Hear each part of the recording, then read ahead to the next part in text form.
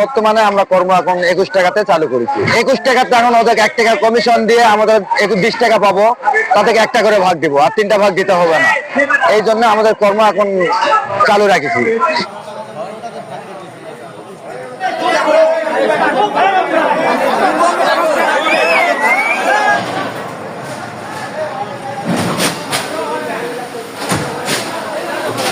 আমরা আগে 13 টাকা পাইতাম, এখন 21 টাকা তারা দিতে চাইছে আমাদের, ওই জন্য আমাদের কর্মটা আমরা চালু রাখেছি। এখন বর্তমান ভবিষ্যতে কি হবে তা বলা পারবো না।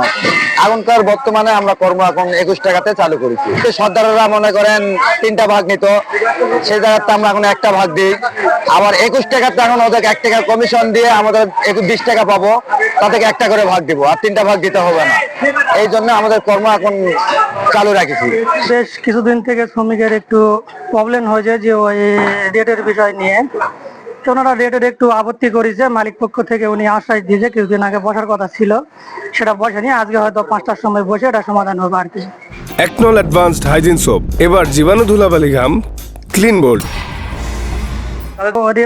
রেটের বিষয় নিয়ে রেট একটু বাড়তি নিবে, এটাই দাবি।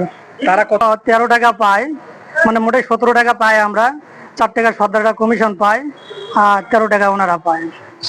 শ্রমিকের মজুরি বিষয়ে লেবার সর্দারদের সঙ্গে শ্রমিকদের একটা দূরত্ব ছিল। সম্ভবত আমরা যে টাকাটা দিতাম সর্দাররা তার থেকে কম টাকা দিত।